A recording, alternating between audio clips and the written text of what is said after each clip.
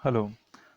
आज की इस वीडियो में हम करेंगे एसेंशियल्स ऑफ बजटरी कंट्रोल कि बजटरी कंट्रोल इम्प्लीमेंट करना है तो उसके लिए कौन कौन सी चीज़ें जो है वो उसमें हमारे सिस्टम के अंदर होनी चाहिए, कौन कौन से मेन एसेंशियल एलिमेंट्स हैं एक बजटरी कंट्रोल सिस्टम के। और साथ ही साथ हम करेंगे कि हमने अगर उस बजटरी कंट्रोल सिस्टम को सक्सेसफुल बनाना है तो उसके लिए क्या क्या चीज़ें जो है वो हमें और इम्प्लीमेंट करनी पड़ेंगी। एक तो उसके एसेंशियल एलिमेंट्स आ गए कि हमारे जो बजटरी कंट्रोल सिस्टम है उसमें क्या क्या मेन इंपॉर्टेंट एसेंशियल एलिमेंट्स होंगे जिसके बारे में हमें ध्यान रखना है। और दूसरी बात कि अगर हम अपने उस सिस्टम को एक सक्सेसफुल सिस्टम बनाना चाहते हैं तो उसके लिए हमें कौन सी एक्टिविटीज़ परफॉर्म करनी पड़ेंगी। तो पहले हम कर लेते हैं requisites for a successful budgetary control system कि अगर हम अपने बजटरी कंट्रोल सिस्टम को सक्सेसफुल बनाना चाहते हैं, हम चाहते हैं कि जो हमने जो जिस लिए उस सिस्टम को इम्प्लीमेंट किया है वो रिजल्ट्स, वो टारगेट्स हमारे अचीव हो जाएं, वो ऑब्जेक्टिव्स हमारे पूरे हो जाएं, तो उसके लिए हमें क्या क्या चीज़ें करनी पड़ेंगी। तो सबसे पहली बात आती है क्लैरिफाइंग ऑब्जेक्टिव्स। तो सबसे पहली बात है कि जब भी हम कभी भी काम करें तो हमारे ऑब्जेक्टिव्स जो है वो क्लियर होने चाहिए। जितने ज़्यादा ऑब्जेक्टिव्स हमारे क्लियर होंगे उतनी आसानी से हम उनको अचीव कर सकते हैं, क्योंकि जब उन ऑब्जेक्टिव्स के बारे में सही ढंग से पता है, हमें क्लियरली पता है और हमें समझ में आ रहे हैं, तो क्या है कि उनको जो है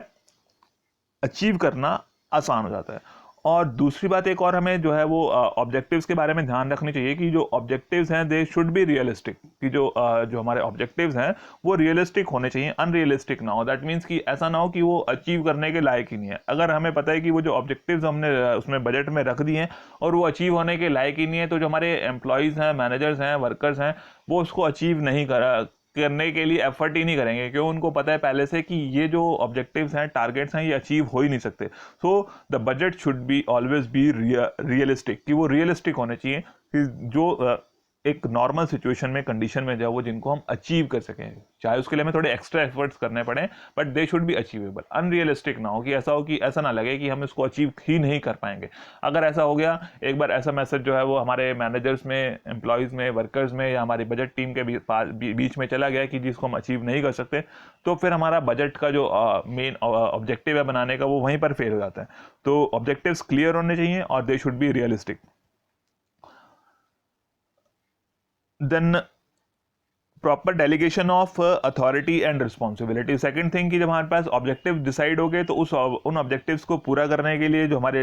एम्प्लॉयज़ हैं, वर्कर्स हैं, मैनेजर्स हैं, उनको एफर्ट करने पड़ेंगे। तो उसमें क्या है कि उनके लिए हमें उनकी अथॉरिटी और रिस्पॉन्सिबिलिटी को फिक्स करना है, क्योंकि दोनों साथ साथ चलती हैं। जब अथॉरिटी दी है आपने तो उसके साथ उनकी रिस्पॉन्सिबिलिटी भी होनी चाहिए, और अगर आप किसी को किसी चीज़ के लिए रिस्पॉन्सिबल ठहराना चाहते हो तो उस काम को करने के लिए उसके पास अथॉरिटी भी होनी चाहिए। बेशक हमने जो है वो अपने ये जो बजट्स हैं वो टॉप लेवल पे ये बजट्स बनाए जाते हैं और उसको जो है वो लोअर लेवल पे इम्प्लीमेंट करना होता है, बट उसकी एक सक्सेसफुल इम्प्लीमेंटेशन के लिए ज़रूरी है कि क्लियर कट जो है वो डिफाइन किया जाए अथॉरिटी एंड रिस्पॉन्सिबिलिटी को। दैट मीन्स कि जब भी कोई डिसीजन की बात आए तो उसके पास, पर्सन के पास, उस इंडिविजुअल के पास, उस मैनेजर के पास पता हो कि मेरे पास कितनी अथॉरिटी है, किस लेवल तक का डिसीजन मैं ले सकता हूँ और उसके अगेंस्ट मेरी क्या रिस्पॉन्सिबिलिटीज़ हैं। तो proper delegation of authority and responsibility, कि अगर आपने किसी से काम करवाना है तो उसमें जो है वो अथॉरिटी और रिस्पॉन्सिबिलिटी की डेलीगेशन होनी चाहिए, कि जिससे कहीं पे कोई भी रुकावट ना आए, कि जो आपका काम है वो स्मूथली चल सके। Then proper communication system. Communication system जो है वो बहुत इंपॉर्टेंट रोल प्ले करता है किसी भी चीज़ में, क्योंकि जब तक इफेक्टिवली जो है वो हमने अपनी बात को कम्युनिकेट नहीं किया तब तक जो है वो सामने वाले को समझ नहीं आया, और जब तक सामने वाले को समझ में नहीं आएगा तब तक जो है वो उसके ऊपर अपना रिएक्शन नहीं दे सकता, उसके अकॉर्डिंगली वो काम नहीं कर सकता। क्योंकि जैसे मैंने बताया कि बजट जो है वो जनरली बनाए जाते हैं टॉप लेवल मैनेजमेंट के द्वारा, और उसकी इम्प्लीमेंटेशन जो है वो होती है लोअर लेवल पे जो है, या मिडल लेवल पे उसकी इम्प्लीमेंटेशन होती है। तो कम्युनिकेशन सिस्टम बोथ वे जो है यहाँ पर होना चाहिए, कि आपका जो है वो अपवर्ड, डाउनवर्ड, हॉरिजॉन्टल, जो हर तरीके से जो है वो कम्युनिकेशन सिस्टम जो है वो एक इफेक्टिव कम्युनिकेशन सिस्टम हमारा होना चाहिए। तो जो हमारा फ्लो ऑफ कम्युनिकेशन है, कि जैसे हम बात कर रहे हैं कि डाउनवर्ड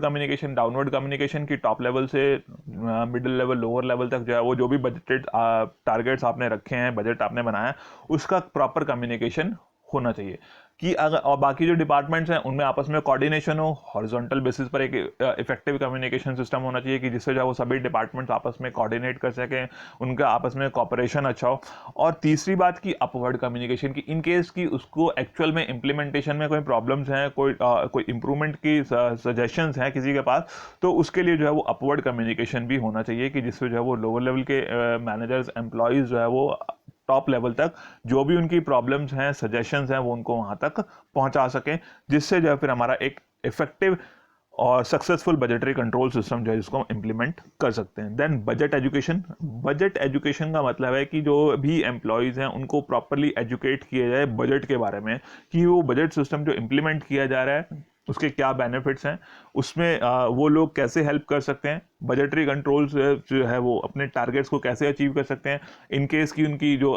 एफिशिएंसी है उस बजट की वजह से कैसे इंप्रूव हो सकती है। तो वो सब चीज़ें अगर उनको समझाई जाएंगी, क्योंकि क्या होता है कि कभी भी कोई भी सिस्टम इंप्लीमेंट किया था तो ज़्यादातर लोग उसको रेसिस्ट करते हैं, बट अगर उसके बेनिफिट्स समझा दिए जाएँ, प्रॉपरली उसको एजुकेट कर दिया जाए, तो रेसिस्टेंस कम हो जाती है और लोग जो है उस सिस्टम को इम्प्लीमेंट कर लेते हैं। तो अगर हमने उसको सिस्टम को अच्छे से इंप्लीमेंट करना है तो उसके बारे में एजुकेट करना जरूरी है कि कैसे आप उससे उनकी एफिशिएंसी इंप्रूव हो सकती है, क्या बेनिफिट्स उनको मिल सकते हैं, कि इनकेस की आप अच्छा परफॉर्म करें तो आपकी परफॉर्मेंस जो है वो वहाँ पे कंप्यूट की जा सके कि आपने अच्छा परफॉर्म किया, जिसके बेसिस पर आपको रिवॉर्ड्स मिल सकते हैं, जो भी रिकॉग्निशन है वो रिवॉर्ड्स, रिकॉग्निशंस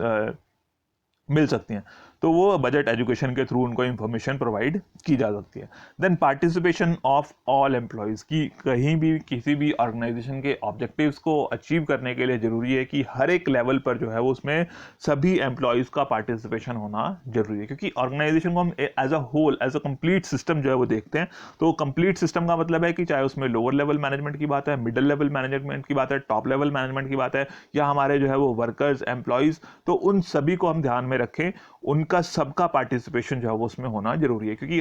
एक्चुअल में क्या है कि जो प्लानिंग होनी है वो टॉप लेवल पे होनी है, इंप्लीमेंटेशन जो है वो लोअर लेवल पे होनी है, तो हर एक का अपना जो है वो रोल उसमें रहता है ऑर्गेनाइजेशन के ऑब्जेक्टिव्स को अचीव करने के लिए। तो हर किसी का पार्टिसिपेशन जो है वो उसमें जरूरी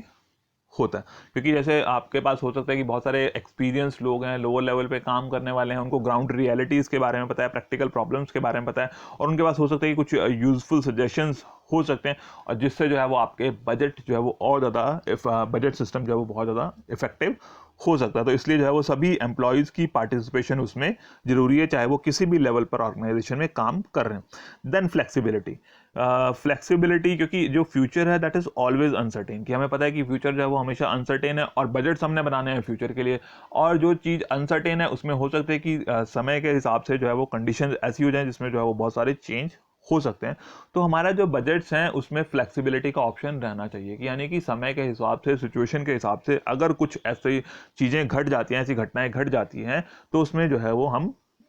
कुछ चेंज, एडजस्टमेंट्स जो है वो कर सकें, जिससे हमारे बजट जो है वो अप्रोप्रिएट रहें, रियलिस्टिक रहें। क्योंकि जब बजट हमने स्टार्टिंग में बना दिए, स्टैंडर्ड्स हमने पहले से फिक्स कर दिए, ऑब्जेक्टिव्स पहले से फिक्स कर दिए, बट हो सकता है कि सिचुएशंस, कंडीशंस कई बार दोनों तरीके से चल सकती हैं, फेवरेबल भी हो सकती हैं कि ज़्यादा फेवरेबल हो गई हैं, या हो सकता है कि जो है वो कंडीशन हमारे लिए अनफेवरेबल है। तो अनफेवरेबल हैं या फेवरेबल हैं उसके बेसिस पर फिर उसमें चेंजेस हों, ताकि जो है वो हमने बजट्स को, ऑब्जेक्टिव्स को रियलिस्टिक बना सकें, अप्रोप्रिएट बना सकें। तो फ्लेक्सिबिलिटी का ऑप्शन उसमें रहना चाहिए। देन मोटिवेशन, की हर एक ह्यूमन बीइंग को जो है वो मोटिवेट किया जाना चाहिए कि उसने जो है वो कैसे उस बजटरी कंट्रोल सिस्टम को जो है वो इफेक्टिव बनाना है। तो मोटिवेशन के लिए क्या होता है कि कैसे आप मोटिवेट करते हैं, कि मोटिवेशन का मतलब है कि इनर फीलिंग, कि खुद से उसको लगना है कि लगे कि मुझे जो है ये काम को इम्प्लीमेंट करना है। तो उसके लिए उसको जो है वो बेशक चाहे वो आप फाइनेंशियल या नॉन फाइनेंशियल किसी भी तरह से जो है वो उसको रिवॉर्ड्स दे सकते हैं। फाइनेंशियल का मतलब कि आपने कुछ बेनिफिट्स उसको दे दिए, कोई कमीशन आपने उसको दे दी, कोई आपने जो है उसको वेजेस में, सैलरीज में इंक्रीज कर दिया, तो वो फाइनेंशियल बेसिस पर हो गया। और नॉन फाइनेंशियल बेसिस पर कि आपने कोई उसकी एप्रिसिएशन कर दी, एम्प्लॉय ऑफ द मंथ का सर्टिफिकेट दे दिया, या कोई सर्टिफिकेट आपने इशू कर दिया, या कहीं अपने नोटिस बोर्ड पे उसका नाम जो है वो आपने डिस्प्ले कर दिया, तो वो रिकॉग्निशन उसको, कि उसने अच्छा परफॉर्म किया इसलिए आपने उसको परफॉर्मेंस को रिकॉग्नाइज किया। तो वो उनको जो है वो मोटिवेशन रहती है कि वो एक अपना इंटरनल इंटरेस्ट उसमें जो है वो शो करेंगे। जब इंटरनली उस इंटरेस्ट को शो करेंगे तो सिंपल सी बात है कि सिस्टम को इम्प्लीमेंट करना जो है वो आसान हो जाता है, जब हमारे एम्प्लॉयज़ खुद से उस सिस्टम को इम्प्लीमेंट करना चाहते हैं। देन हमने कहा था कि हम बात करेंगे एसेंशियल्स ऑफ बजटरी कंट्रोल। ये तो था कि अगर हमने उसको सक्सेसफुल बनाना है तो हमें क्या क्या करना पड़ेगा, किस तरह से अपने सिस्टम को प्रॉपरली जो है वो चलाने के लिए क्या क्या एक्टिविटीज़ हम परफॉर्म करेंगे। बट एक बजटरी कंट्रोल सिस्टम की क्या एसेंशियल एलिमेंट्स हैं, क्या चीज़ें हैं उसके, क्या क्या चीज़ें उसके अंदर होती हैं, उसके बारे में हम बात कर लेते हैं। तो पहली बात की उसके objectives and policy of the business की। सबसे पहले जो है जो भी आप बजटरी कंट्रोल सिस्टम या कोई भी कंट्रोल सिस्टम या कोई भी सिस्टम अपनी ऑर्गेनाइजेशन में इंप्लीमेंट कर रहे हैं, तो सबसे पहले बिजनेस के ऑर्गेनाइजेशन के ऑब्जेक्टिव्स और पॉलिसी के बारे में हमें जो क्लियर कट इंफॉर्मेशन होनी चाहिए कि बिजनेस के मेन ऑब्जेक्टिव्स क्या हैं और ऑर्गेनाइजेशन की क्या पॉलिसी है, ताकि उसके अकॉर्डिंगली हम अपने बजट्स बनाएं, इंप्लीमेंट करें। Then organisation for budgetary control. Organisation कि जब आपने उसको सक्सेसफुल इम्प्लीमेंटेशन करनी है तो बजट को बनाने के लिए, प्रिपरेशन के लिए, उसकी मेंटेनेंस के लिए, उसकी एडमिनिस्ट्रेशन के लिए क्या है कि प्रॉपर ऑर्गेनाइजेशन का होना जरूरी है। कि जैसे रोल्स, रिस्पॉन्सिबिलिटीज, अथॉरिटीज, रिस्पॉन्सिबिलिटीज वो डिसाइडेड होंगी कि कौन करेगा, कैसे उसको इम्प्लीमेंट किया जाएगा, कौन बनाएगा बजट, कौन उसको इम्प्लीमेंट करेगा, कहाँ से इनपुट्स आएंगे, कैसे उसको कम्युनिकेट किया जाएगा, कैसे उसकी रिपोर्टिंग की जाएगी, कौन उन रिपोर्ट्स को एनालाइज करेगा, कौन डेविएशंस को आइडेंटिफाई करेगा, कैसे उसके लिए फिर करेक्टिव एक्शंस लिए जाएंगे, उसके लिए किसकी रिस्पॉन्सिबिलिटी है। तो उन सब चीज़ों के लिए, उन सब डिसीजंस के लिए प्रॉपर ऑर्गेनाइजेशन का होना जरूरी है कि एक सिस्टम हो कि कौन कौन लोग उसमें जो है वो पार्ट रहेंगे उस बजटरी कंट्रोल सिस्टम में और कैसे उसको इम्प्लीमेंट किया जाएगा। तो यहाँ पे आपको एक चार्ट सा दिखाई दे रहा है। तो इसमें क्या है कि जैसे उसमें ऑर्गेनाइजेशन में उसका एक चीफ एग्जीक्यूटिव ऑफिसर, फिर उसका एक budget officer, then budget committee जिसमें डिफरेंट डिपार्टमेंट्स के हेड, तो और उनकी रिस्पॉन्सिबिलिटी कि आप अपने डिपार्टमेंट बजट्स बनाने हैं, उसको इम्प्लीमेंट करना है, आगे अपने डिपार्टमेंट में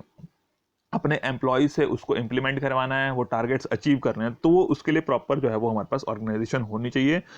बजटरी कंट्रोल के लिए। तो अब इन में से जो हमारे पास हैं चीफ एग्जीक्यूटिव ऑफिसर या बजटेड ऑफिसर, बजट कमेटी, इनके बारे में कर लेते हैं। तो चीफ एग्जीक्यूटिव ऑफिसर क्या होता है कि वो उस बजटरी सिस्टम का ओवरऑल इंचार्ज है। कि जो भी आपका, जब आप यहाँ पे देख रहे हैं ना कि ये, अगर हम इसकी हिरार्की की बात करें तो टॉप में सबसे पहले चीफ एग्जीक्यूटिव ऑफिसर है, उसके नीचे जो है वो बजट ऑफिसर है, फिर उसके नीचे जो है वो बजट कमेटी है जिसमें जो है वो डिफरेंट डिपार्टमेंट्स के जो वो हेड्स वहाँ पर होते हैं। तो सबसे पहले चीफ एग्जीक्यूटिव ऑफिसर जो कि उस बजटरी सिस्टम का ओवरऑल इंचार्ज है, जिसने देखना है कि वो बजट कमेटी बनाई जाए, रियलिस्टिक बेसिस पर वो बजट कमेटी बनाई जाए। और उसने एक बजट ऑफिसर जो कि इस बजट कमेटी का कन्वीनर है, उसने इन डिफरेंट डिपार्टमेंट्स को कोऑर्डिनेट करना होता है ताकि जो हमारा बजटरी कंट्रोल सिस्टम है उसकी प्रॉपर इंप्लीमेंटेशन हो सके। सो बजट कमेटी जो भी आपको बता दिया मैंने कि बजट कमेटी का मतलब है कि जिसमें डिफरेंट डिपार्टमेंट्स के हेड्स होंगे, चाहे वो प्रोडक्शन मैनेजर है, sales manager, finance manager, personal manager, depending कि वो जो ऑर्गेनाइजेशन है वो कितनी बड़ी है उसके बेसिस पर वो बजट कमेटी जो है वो बनाई जाती है। इनकेस की छोटी ऑर्गेनाइजेशन है तो हो सकता है कि वहाँ पे उसमें जो है वो उसका हेड हो, अकाउंटेंट हो, मिल के एक या दो लोगों ने जो है वो बजट कमेटी जो है उनकी बन गई है, वो बजट बना रहे हैं, उसी को इम्प्लीमेंट करवा रहे हैं। बट जहाँ पर ऑर्गेनाइजेशन का साइज बड़ा हो जाता है, डिफरेंट डिपार्टमेंट्स में उस ऑर्गेनाइजेशन को डिवाइड कर दिया जाता है, तो हर एक डिपार्टमेंट से जो है वो उसके मैनेजर को लिया जाता है और सभी डिपार्टमेंट्स के मैनेजर जो हैं वो मिल जाते हैं और उन सभी को मिला के जो है वो उनकी बजट कमेटी बनाई जाती है। तो वो जो बजट कमेटी है उनका बेसिकली क्या क्या ऑब्जेक्टिव रहता है कि उन्होंने जो है वो बजट्स को बनाना भी है और उसको बजट को एग्जीक्यूट भी करना है, इंप्लीमेंट भी करवाना है। कि जो उसके भी मेंबर्स हैं, हर एक डिपार्टमेंट के अपने अपने मेंबर्स हैं, एम्प्लॉयज़ हैं, वर्कर्स हैं, उनसे जो है वो उन्होंने उसको इंप्लीमेंट करवाना होता है। देन बजट ऑफिसर, ये जो बजट कमेटी है, इस बजट कमेटी का एक कन्वीनर होता है, that is known as budget officer. ये जो चीफ एग्जीक्यूटिव ऑफिसर है ये तो टॉप में चला गया ऑर्गेनाइजेशन के, बट जो बजट ऑफिसर है उसका काम है कि इसने जो है वो बजट कमेटी की जो एक्टिविटीज है उनको कोऑर्डिनेट करना है। कि इसमें जो है वो हर एक डिपार्टमेंट को जो है वो कि बजट्स को स्क्रूटनाइज करना है, चेक करना है और उसमें जो है वो एक कोऑर्डिनेशन, ताकि जो है वो मिस मैच ना रहे, कहीं पर जो है वो मतलब अनबैलेंस सिचुएशन ना हो और सभी डिपार्टमेंट जो है वो मिलजुल के जो है वो ऑर्गेनाइजेशनल ऑब्जेक्टिव्स को अचीव कर सकें। इस तरह का जो रोल है वो बजट ऑफिसर को प्ले करना होता है। और साथ ही साथ क्या है कि उसको ये भी चेक करना है कि जो बजट्स बनाए गए हैं वो रियलिस्टिक हैं, ठीक है, प्रॉपरली इंप्लीमेंटेशन हो रही है। और साथ ही इसने क्या करना है कि उसकी जो डेविएशन हैं उनको भी जो है वो मेजर करना है, यानी कि बजट बनाने में भी, बजट बनाने के बाद जो उसकी एक्चुअल परफॉर्मेंस हुई है उसको भी, और उसको कंपेयर करना है, उसमें डेविएशंस को आइडेंटिफाई करना है, फिर करेक्टिव एक्शंस का काम भी जो है वो इस बजट ऑफिसर का रहता है in consultation with chief executive officer. तो बजट ऑफिसर के बाद देन आ जाता है हमारे पास बजट सेंटर्स। बजट सेंटर की क्या मतलब है कि ऑर्गेनाइजेशन का कोई भी एक हिस्सा हो सकता है जिसको हम बजट सेंटर कह रहे हैं, जिसके लिए बजट बनाया गया, जिसके लिए ऑर्गेनाइजेशन का वो हिस्सा जिसके लिए बजट बनाया गया, that is known as budget centre. That may be a branch, organisation की कोई ब्रांच हो सकती है, कोई डिपार्टमेंट हो सकता है, डिपार्टमेंट का कोई सेक्शन हो सकता है, या उसका भी कोई और पार्ट हो सकता है, तो जिसके लिए जो है वो बजट बनाया गया है ऑर्गेनाइजेशन में, that is known as budget centre. कि उसमें बजट सेंटर मतलब बेसिकली इसलिए बनाया जाता है कि हम उस सेंटर की जो भी कॉस्ट है उसको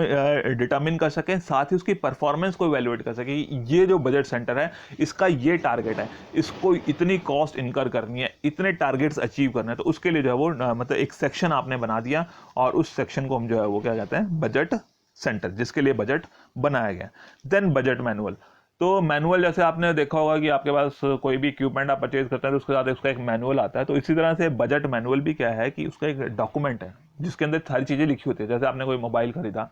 कोई और इक्विपमेंट खरीदा, तो उसके साथ उसका एक मैनुअल मिलता है कि ये इक्विपमेंट क्या है, कैसे काम करता है, कैसे ऑपरेट करता है, कुछ प्रॉब्लम्स आएगी तो आपने कैसे इसको यूज़ करना है, कैसे नहीं करना है, तो वो सारी इंफॉर्मेशन उस डॉक्यूमेंट में लिखी गई है। इसी तरह से जो बजट मैनुअल है, उस बजट मैनुअल में भी क्या है कि उस डॉक्यूमेंट में सारी की सारी जो रूल्स, रिस्पॉन्सिबिलिटीज़, ड्यूटीज़, वो सब चीज़ें जो है वो क्या काम करना है, कैसे करना है, किसकी क्या ड्यूटी है, क्या रिस्पॉन्सिबिलिटी है, तो वो सारी चीज़ें उस बजट मैनुअल में लिखी जाती हैं, ताकि किसी को भी किसी भी तरह की कोई कंफ्यूजन ना रहे। क्या है कि किसी को कोई भी कंफ्यूजन ना रहे, उसके लिए बजट मैनुअल बनाया जाता है। तो बजट मैनुअल में बेसिकली बहुत सारी मतलब जो क्या है कि सारी चीज़ें जो है वो उस बजट मैनुअल के अंदर आ जाती है। अगर हम बजट की बात करें तो उसमें जो भी चीज़ें हैं उसको अगर उसका हम डॉक्यूमेंट्री प्रूफ की बात करें तो वो डॉक्यूमेंट्री प्रूफ क्या है, वो बजट मैनुअल है, जिसमें चाहे वो आप कहें कि स्टार्टिंग से ले लें तो बजट के क्या ऑब्जेक्टिव्स हैं, कैसे वो सिस्टम इंप्लीमेंट किया जाएगा, उसके क्या बेनिफिट्स हैं, क्या प्रिंसिपल्स हैं उस सिस्टम को इंप्लीमेंट करने के लिए, वो उसमें लिखा जाएगा। ड्यूटीज़, रिस्पॉन्सिबिलिटीज़, जो डिफरेंट पर्सन्स हैं उनकी क्या ड्यूटीज़ हैं, वो रिस्पॉन्सिबिलिटीज़ क्या हैं, वो उस बजट मैनुअल में लिखा जाएगा। अगर बजट में अगर कोई सैंक्शनिंग अथॉरिटी है, किसने उसको बजट को सैंक्शन करना है, किसने उसको अप्रूव करना है, कितनी अमाउंट तक के एक्सपेंसेस आप कर सकते हैं, किसके लिए आपको किस लेवल के मैनेजर से जब वो सैंक्शन लेनी पड़ेगी, परमिशन लेनी पड़ेगी, वो उस बजट मैनुअल के अंदर लिखा जाता है। साथ ही साथ की जो आपने टाइम टू टाइम जो रिपोर्ट्स बनानी है, किसको आपने वो रिपोर्ट्स बनानी है, कैसे वो परफॉर्मेंस रिपोर्ट्स भरी जाएंगी, बनाई जाएंगी, किसको वो सबमिट की जाएंगी, कितने टाइम के बाद सबमिट की जाएंगी, कैसे उसमें जो है वो कंट्रोल इंप्लीमेंट किया जाएगा। उसके इन केस की अगर आपके पास कुछ अलग तरीके की जो है वो रिपोर्टिंग मैनुअल्स हैं तो उसमें कई बार उसके स्पेसिमेंस भी जो है वो साथ में ऐड कर दिए जाते हैं कि उसमें जैसे गाइडेंस मिल जाए कि आपने जो है वो इस रिपोर्ट को इस तरह से पूरा करना है, कितने टाइम पीरियड के लिए वो बजट बनाया गया है, उसमें बजट सेंटर कौन कौन से आपके रहेंगे, वो सारी चीज़ें, मतलब कहने का मतलब कि ओवरऑल जो भी उस बजट के बारे में है, वो उसका जो भी डॉक्यूमेंट्री प्रूफ है वो उस बजट मैनुअल में वो सारे मैटर्स जो है वो लिखे जाते हैं। That is known as budget manual. And budget period simple सा देखने से ही समझ में आ रहा है। बजट पीरियड का मतलब कि लेंथ ऑफ टाइम जिसके लिए वो बजट बनाया गया, कि कितने समय के लिए बनाया गया है, 1 साल, 6 महीने, 1 महीने, 3 महीने, 5 साल, 6 साल, 10 साल, 12 साल, कितने साल के लिए वो बजट बनाया गया है। कि कुछ बजट्स ऐसे आपके होते हैं लॉन्ग टर्म बजट्स हैं, जैसे आपके कैपिटल एक्सपेंडिचर बजट्स हैं, रिसर्च एंड डेवलपमेंट के बजट्स हैं, तो वो हो सकता है कि 3 ईयर्स, 5 ईयर्स, 10 ईयर्स के लिए वो बजट बनाए गए हैं। या फिर जो शॉर्ट टर्म बजट्स हैं, सेल्स का, प्रोडक्शन का, रॉ मटेरियल का, ये बजट्स जो है वो नॉर्मली क्या है कि हो सकता है कि ईयरली बेसिस पर हैं, मंथली बेसिस पर हैं, क्वार्टरली बेसिस पर हैं, तो डिपेंडिंग कि किस चीज़ का वो बजट बनाया गया है उसके बेसिस पर वो बजट पीरियड जो है वो डिफाइन किया जाता है। और जैसे मैंने बताया था कि बजट जब भी बनाए जाते हैं they are prepared for a specific period of time, की एक स्पेसिफिक पीरियड के लिए वो बनाया जाता है। तो हमें वो बजट पीरियड पता हो कि कितने टाइम के लिए वो बजट बनाया गया। क्यों? क्योंकि उस पीरियड के बाद हमने बजटेड परफॉर्मेंस को और एक्चुअल परफॉर्मेंस को कंपेयर करना है, तो वो कंपैरिजन के लिए हमें बजट पीरियड का पता होना चाहिए। कि अगर हम कहें कि जी हमने जो है वो 1 लाख यूनिट सेल करनी है, अब 1 लाख यूनिट सेल करनी है, विद इन अ मंथ करनी है, विद इन अ क्वार्टर करनी है, विद इन 6 मंथ करनी है, विद इन अ ईयर करनी है, तो बजट पीरियड हमारा फिक्स होना चाहिए कि इतने टाइम में वो करनी है। तो अगर हम कहें कि विद इन क्वार्टर किया, क्वार्टरली बजट है हमारा 1 लाख यूनिट्स का, तो हमने एक क्वार्टर के बाद कंपेयर करना है कि हमने 1 लाख यूनिट्स जो है वो 1 लाख यूनिट्स हमने सेल की हैं या नहीं की हैं। तो इसलिए वो बजट पीरियड भी इंपॉर्टेंट पार्ट उसका हो जाता है कि जिससे हमें पता रहे कि कितने टाइम के लिए हमने वो बजट बनाया। तो वो डिपेंडिंग की ऑर्गेनाइजेशन या इंडस्ट्री कैसी है उसका अपने रिक्वायरमेंट के अकॉर्डिंगली वो बजट पीरियड डिसाइड किया जाता है। तो उसमें कोई फिक्स रूल्स नहीं है, तो डिपेंडिंग की जैसी उसकी रिक्वायरमेंट है उसके बेसिस पर वो बजट पीरियड डिसाइड किया जाता है। देन डिटर्मिनेशन ऑफ की फैक्टर, ये एक आया तो पॉइंट आपका सबसे लास्ट में है, बट इंपॉर्टेंट पॉइंट है डिटर्मिनेशन ऑफ की फैक्टर। ये की फैक्टर है, इसको हम इंपॉर्टेंट फैक्टर भी कह सकते हैं, लिमिटिंग फैक्टर भी कह सकते हैं, कि एक ऐसा फैक्टर जिसके पर जो है वो बाकी सारी जो है वो एक्टिविटीज डिपेंड करती हैं। मतलब कुछ ऐसे रिसोर्सेज होते हैं, जिन रिसोर्स मतलब जो हमारे पास रिसोर्सेज हैं, उन रिसोर्सेज में से कुछ रिसोर्सेज ऐसे हो सकते हैं कि जिसकी जितनी भी रिक्वायरमेंट है हमारे को, जितने भी रिक्वायर्ड होंगे उतने हम उसको एक्सपेंड कर सकते हैं, उस लेवल तक एक्सपेंड कर सकते हैं। बट दूसरी तरफ कुछ ऐसे रिसोर्सेज होते हैं कि जिनकी जो है वो एक लिमिट रहती है कि इस लिमिट से ज़्यादा हम उनको एक्सपेंड नहीं कर सकते, तो they are known as limiting factor, की फैक्टर और important factor. For example supply of raw material, कि अगर आपकी सप्लाई ऑफ रॉ मटेरियल जो है वो मैक्सिमम एक लिमिट तक जो है वो जा सकती है, तो अगर वो लिमिटेड है तो यानी कि आपको अपना प्रोडक्शन का, सेल्स का, फाइनेंस का जो भी बजट्स बनाने हैं वो रॉ मटेरियल की सप्लाई को ध्यान में रख के बनाने हैं कि इससे ज़्यादा आपको रॉ मटेरियल नहीं मिल सकता, और जो रॉ मटेरियल मिल रहा है उसका बेस्ट पॉसिबल यूटिलाइजेशन कैसे करना है जिससे जो है वो मैक्सिमम प्रॉफिट्स अचीव किया सके। हो सकता है आपकी प्रोडक्शन कैपेसिटी लिमिटेड है, रॉ मटेरियल की सप्लाई भी आपके पास और सभी चीज़ें हैं, बट प्रोडक्शन कैपेसिटी लिमिटेड है कि आप इतनी ही यूनिट्स मैन्युफैक्चर कर सकते हैं, तो उस प्रोडक्शन कैपेसिटी को आपने ध्यान में रखना है। हो सकता है फाइनेंशियल रिसोर्सेज आपके पास लिमिटेड हो सकता है कि लेबर एम्प्लॉयज़ जो है वो आपके पास लिमिटेड हो, बाकी सारी चीज़ें जो है वो आप जितने भी चाहें एक्सप्लोर कर सकते हैं। तो वो जो लिमिटिंग फैक्टर है, इंपॉर्टेंट फैक्टर है, की फैक्टर, दैट मीन्स कि उसको हमें ध्यान में रखना है, उसके बेसिस पर जो है वो बाकी सारी एक्टिविटीज़ जो है वो डिटर्मिन की जाती हैं। दैट इज नोन एज की फैक्टर, डिटर्मिनेशन ऑफ की फैक्टर। तो हमें सबसे पहले उस की फैक्टर को आइडेंटिफाई करना है कि सबसे ज़्यादा जो है वो इंपॉर्टेंट फैक्टर कौन सा है जिसको हम बहुत ज़्यादा एक लिमिट से ज़्यादा एक्सप्लोर नहीं कर पाएंगे, तो उसका सबसे ज़्यादा बेस्ट पॉसिबल जो यूटिलाइजेशन है वो होना ज़रूरी है। तो इसलिए उसकी डिटर्मिनेशन होनी ज़रूरी है, उसके बेसिस पर फिर हम बाकी की अपनी सभी एक्टिविटीज़ को डिटर्मिन करते हैं। तो ये हैं हमारे पास कुछ एसेंशियल्स ऑफ बजटरी कंट्रोल। तो एक तो आपका हो गया आज की वीडियो में कि जो हमने बजटरी कंट्रोल सिस्टम को सक्सेसफुल बनाना है उसके लिए क्या क्या चीज़ें करनी है, और एक एसेंशियल्स ऑफ बजटरी कंट्रोल की हमारा बजटरी कंट्रोल सिस्टम है तो उसके क्या क्या एसेंशियल चीज़ें हैं। तो नॉर्मली अगर आप देखें तो ओवरऑल बेसिकली क्या है कि आपके ऑब्जेक्टिव्स की बात आ गई कि कोई भी जो आपकी ऑर्गेनाइजेशन है उसका क्या पॉलिसी के ऑब्जेक्टिव्स हैं बिजनेस के, वो हमें पता हो ताकि उसके अकॉर्डिंगली बजट बनाया जाए, इंप्लीमेंट किया जाए, और उसके लिए प्रॉपर ऑर्गेनाइजेशन होनी जरूरी है। और ऑर्गेनाइजेशन का स्ट्रक्चर साइज डिपेंडिंग कि वो ऑर्गेनाइजेशन का साइज कितना बड़ा है उसके ऊपर डिपेंड करेगा, और जनरली उसमें chief executive officer at the top, then budget officer, then budget committee, और उस बजट कमेटी में क्या है कि डिफरेंट डिपार्टमेंट्स के हेड्स जो है वो होते हैं जिन्होंने बजट बनाना होता है और उसको एग्जीक्यूट करवाना होता है। बजट ऑफिसर ने क्या है उसको कोऑर्डिनेट करना है, जो डेविएशन है उनको आइडेंटिफाई करना है, और करेक्टिव एक्शंस जो है वो लेने हैं in consultation with chief executive officer. तो आई थिंक कि क्लियर हो गया होगा आपको। Okay, thank you.